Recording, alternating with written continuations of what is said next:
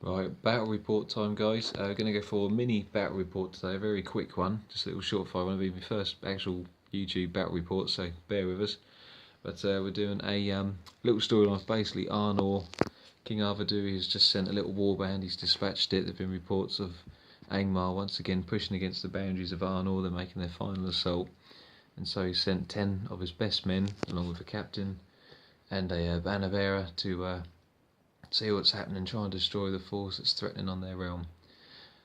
So it's a small, very, very, very small points battle, about 168 points to be precise. On just a little battle board. I'm currently working on a much bigger one, so this is just a little mini one that me and my friends use now and again to like experiment with and things. But got two little warbands. So if we start from here, so Angmar, here we go. So two warbands, each one led by a Barrow White. There you go. First warband, you've got three orcs with swords and shields, one with a spear, one with heavy weapon, and a archer. Next warband, Barrow White again, leading with you got three sword and shields, one with spear, and two archers. Moving across, the noble warriors of Arnor, led by a captain, banner bearer, and you have got 10 warriors of Arnor, armed with shield and spear as standard. Should be a cool little battle, should be interesting. I think the warriors of Arnor are going to be hard pushed because they've got two Barrow Whites. The lovely Stacey's going to be filled in this army, and we'll see how we get on. It's going to get ready for deployment now. Okay guys, warriors of Arnor deployed, going for the standard little shield wall formation thing. Obviously the captain's going to be leading at the front, and they're going to push through. And for the scenery, what we've got laid out is basically, this is like a little remnants of a fort or something that's happened on the boundaries of Arnor. You've got the two warbands coming in, creeping through, all desolation, all mouldy terrain and that. And basically what we're going to do is go for a simple snow, just warbands against warbands, and basically annihilate the foe to the point of that they're not going to win, just as a little fun little mini campaign precursor to some more serious proper games to come. Time for turn one. Right, end of turn one, guys. Warriors of Arnor moved up, both these warbands have moved up. We had one orc fire on this poor warrior here, managed to fire off the shot but didn't wound him, the armour saved him. So with that we're going to go into priority turn two, see how we do. Right, end of turn two, Stacey got priority, so as you can see she's charging, all the warriors have moved up again. I've put a few warriors in front of the captain. I want to keep him protected for a bit longer because of this nasty Barrow White character. You've had all the orc warriors moved up, the second warband's moved a little bit as well. We had a shot from the orc, but he failed to shoot, he was useless, so luckily nothing more has happened. The orcs wanted to charge the warriors, but as you can see they were just out of charge range. So the next turn looks like it's going to be glorious combat to come. So on to turn three. Right, turn three, is it? It's turn three, isn't it? Okay, Stacey got priority again. Okay, this isn't fair. I always have this. I've got the worst priority rolls in the world. So, my troops have just moved up a bit more, try to keep the consistent line going. Stacey's three orcs did charge. None of them managed to, although they all won the fight, they didn't manage to wound, luckily, and the orc, yet again, shot nothing. This warband, luckily, hasn't actually done anything, which is worrying. And Stacey's Barrow White did use another will point to try and do paralyse, and again, luckily, didn't work. So, on to turn four, rolling priority, let's see how we get on.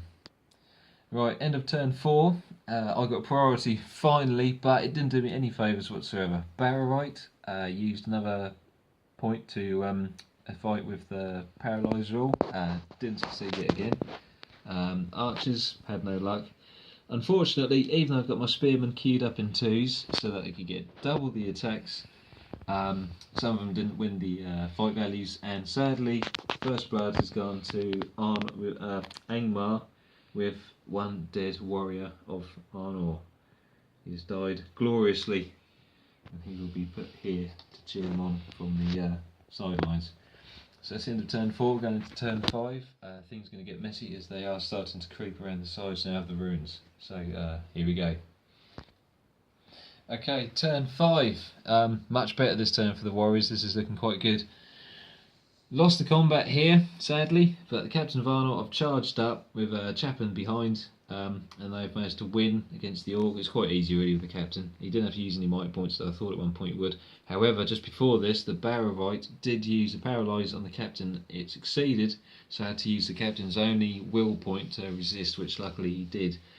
One Orc down, these guys charged in as well. Another Orc down, so there's 2 dead on the Angmar side. Things could be turning.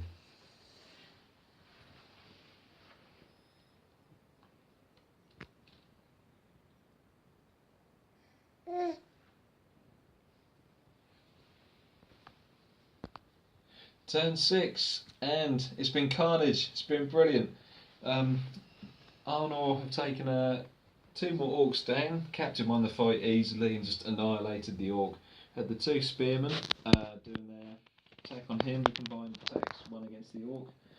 This Orc won the fight from these 2, and they managed to kill an Arnor warrior in return. So that wasn't so cool.